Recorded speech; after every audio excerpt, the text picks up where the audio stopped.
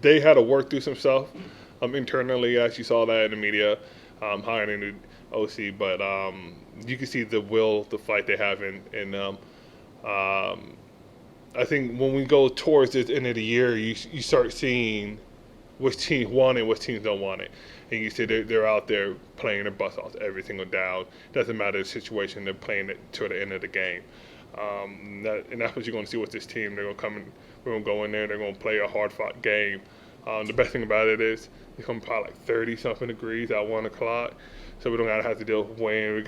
Don't got to deal with all that. So it's going to be a true balanced, honest game. Still love little crowds.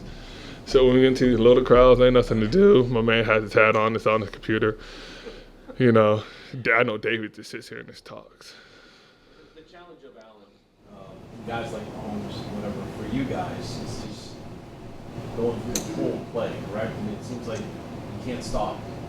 It's just when you stop, it seems like the name play. Yeah, I think the difference between, if you think about the difference between like Allen and Mahomes is, Allen is a way bigger body. You know, like you have to group tackle him. He could break tackles.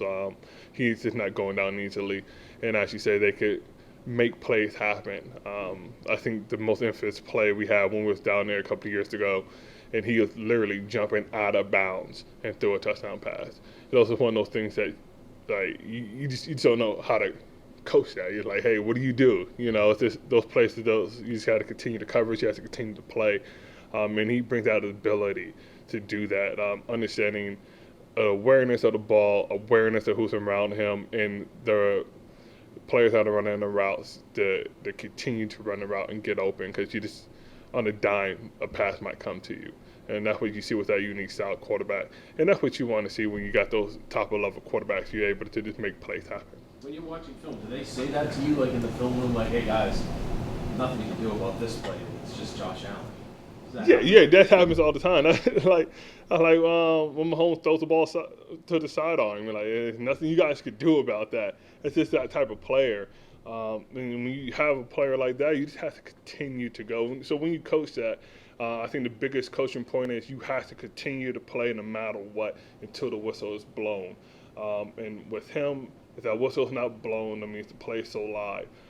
With these new rules, it gets a little tricky when people get to the sideline, and I think a lot of players get timid about that in years past. Like, well, we can't do nothing, but if the whistle ain't blowing, you have to continue till it's blown, because like, any given second, man can make a play down the field, cutting back. Even if you think he's down, he's still able to break tackles and scrambled. So you could like, oh yeah, it's been 3 seconds I held him. They should blow the whistle. Until you hear it, you have to continue to go. Regarding that, I think the play you mentioned, what I'm thinking is touchdown pass in the red zone, going right, and then he had the play against Kansas City, who was going left, falling out of bounds, and goes to Murray. Are there conversations with the officials, like before a game, or kind of the game goes, look, this guy, the play's not over until it's over, and the way the game is officiated with regards to the quarterback. So is there communication between you guys and the officials? You gotta give us a little bit there or something. It's above my pay grade right there. As the league develops, we know this is a quarterback-driven league, but it's like I said, it's one of those things like, hey, it's a cost of doing business. You know, if you feel like it's your judgment as a player, if you feel like you have to keep going and make sure he's down. If you get a flag, you have to understand, like, okay, it's the cost of doing that. Because the other option is not letting him go out, not making sure he's out of bounds, or not make sure he's throwing the ball and hit him, and you get a touchdown. You know, so it's just one of those things like, hey, if it happens, it happens. You just have to understand the judgment that you're trying to do and understand the situation. What do you think of Christian on Sunday? The hat trick. You guys don't know what that is. So the hat trick is the amazing thing.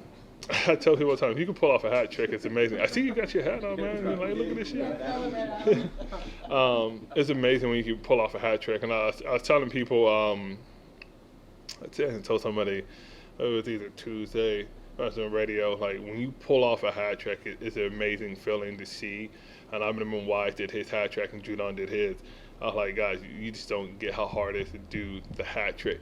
Doesn't mean you're going to be able to do it every week, but it's just one of those things you be like, hey, this is amazing.